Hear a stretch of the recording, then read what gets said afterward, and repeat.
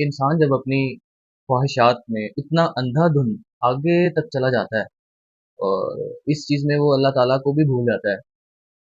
تو اس چیز میں بہت قریب ہوتا ہے کہ وہ ایمان کو چھوڑ بیٹھے اور کفر کو اختیار کرے۔ اور یہ روش، یہ عادت جو ہے وہ مسلمانوں کی نہیں ہے، یہ ہمیشہ سے عادت جو ہے وہ کافروں کی رہی کہ جیسے ہی نا امیدی اور مایوسی ان پر چھاتی تو وہ اللہ تعالیٰ کو یاد کرنے لگتے خالص ہو کے۔ اس کا ذکر اللہ تعالیٰ نے سورہ یونس میں آیت نمبر 22 میں فرمایا کہ جو مشرکین مکہ تھے وہ جب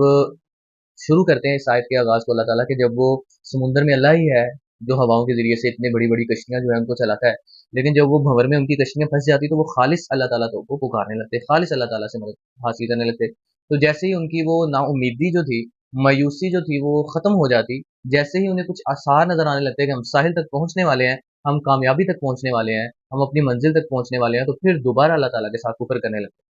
سیم یہی روش اللہ تعالیٰ نے سورہ بقرہ میں یہودیوں کی بھی بیان فرمائی۔ وہ کیا کرتے تھے، انہوں نے ان کے اوپر سر کے اوپر طور لا کے اللہ تعالیٰ نے کھڑا کیا اور ان سے وعدہ لیا کہ پکڑو، خودو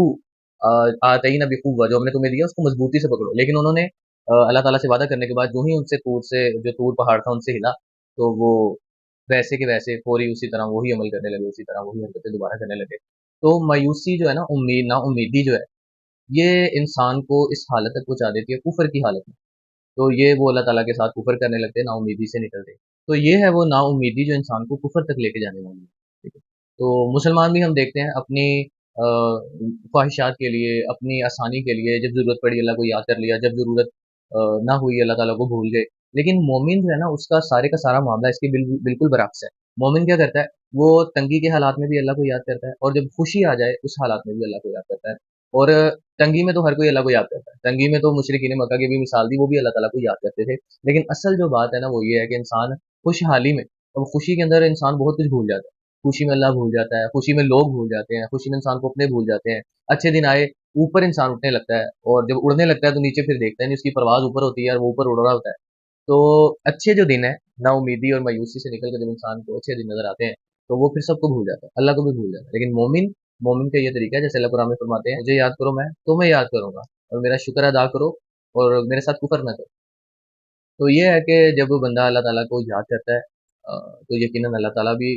اس کو یاد کرتے ہیں، جیسے کہ حدیث میں بندہ اکیلا اللہ کا ذکر کرتا ہے، اللہ جبرائیل امین کے ساتھ اس کا ذکر کرتے ہیں، بندہ لوگوں میں ذکر کرتا ہے، اللہ تعالیٰ فرشتوں میں مجلس لگا کے اس بندے کا ذکر کرتے ہیں، اور فرشتے پھر جگہ جگہ جا کے اس بندے کے بارے میں ذکر کرتے ہیں۔ تو اللہ تعالیٰ کی جو یاد ہے نا وہ